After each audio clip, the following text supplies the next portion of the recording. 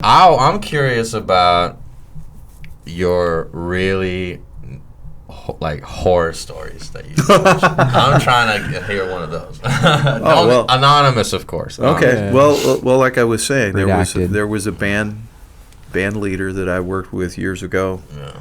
where it would be, you'd get and I was working with this band several nights a week.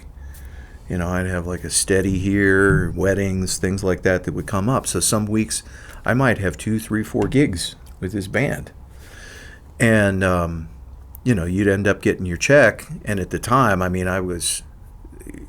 didn't come from money or anything. So it's like I really counted on what I was going to get to cover my bills. Mm-hmm. And it was very much like I said. It was like you'd have to call the bank to see if they had funds. Wow.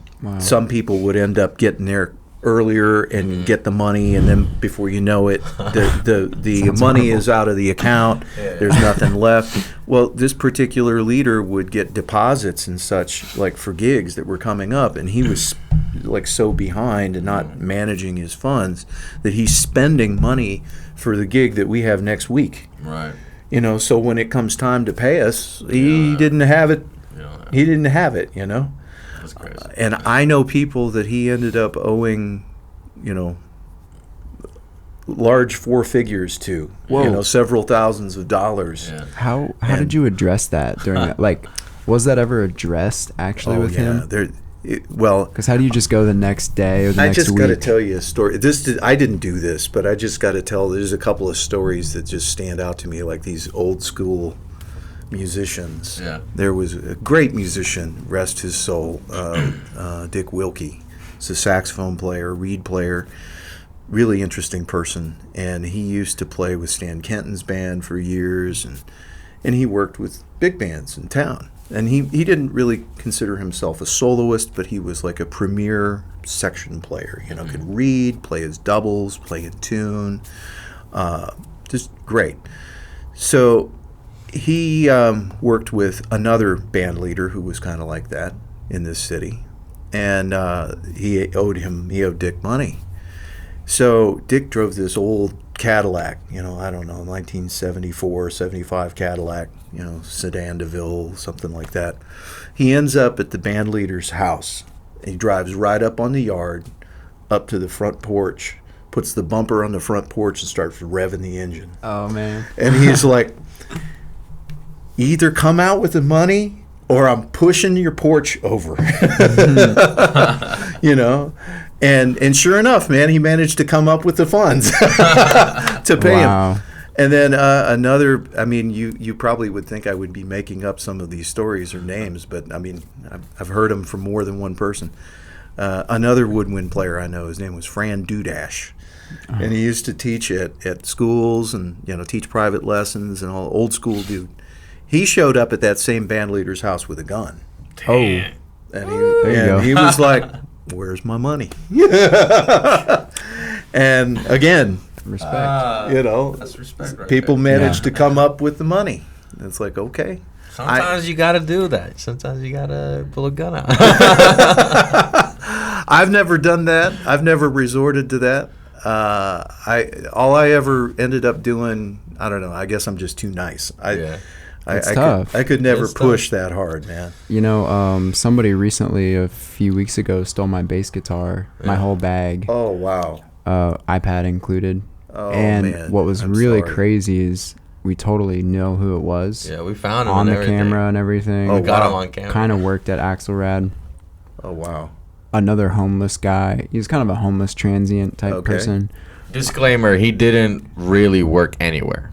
Yeah, he didn't. He was one of those cats that kind of like got some work take here out. and there. It's like take out the Got some work trash. here, Yeah, oh, yeah. Take out the trash for a couple bucks and like a piece of pizza. He's just like part of the atmosphere. Right. And so this other homeless guy who's in the area actually told us he lives down the street in this tent. So me and Armin and Corey Wilson, thankfully they got my back. We're like, okay, we're going down there to find the thing. And we're like, well, we could, intimidate with some force. Yeah. And we go down there. But that's not us. We're like you're saying, we're just like, we don't like to be violent or peaceful. I'm probably a pacifist at the end of the day. Yeah. Me too. And we were searching, just with a light. Is the bass guitar here? It's actually not there. But we realized later that he got into a car and gave it to somebody else. And, in that moment, you want to be so like, give me the bass guitar. Yeah. We're in Texas. Yeah. But I can't even do that. Thankfully, I had a huge support system here in Houston, and people like donated money to me, and I was able to recoup really well. Fantastic. So, and my family, of my extended family, they really helped me out too. And it's like, okay, learning situation.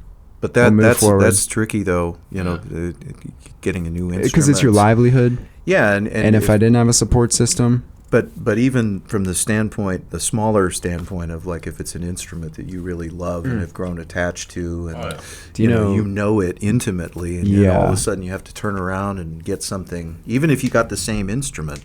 Do you know Jonathan Peachy? Yeah. He's a bass player. It was actually his bass, and I bought it from him. It was this beautiful 6-string fretless Kiesel, carbon Kiesel bass guitar. So, horrible. Thank God it wasn't my upright bass. But I don't think anybody can really steal that. It's kind of hard to run away with that. Yeah, but that I would have gone into debt, and I wouldn't be here right now if that bass was stolen. He grabbed it. He really pulled a grab and dash. He did. It's a grab and dash. I'll give him this one thing. It was very weird. He actually walked back into Axelrad. With the guitar. Yeah. And we watched all of it on the camera. Wow. But we had thought that we had it. But it was stolen, while we were loading. And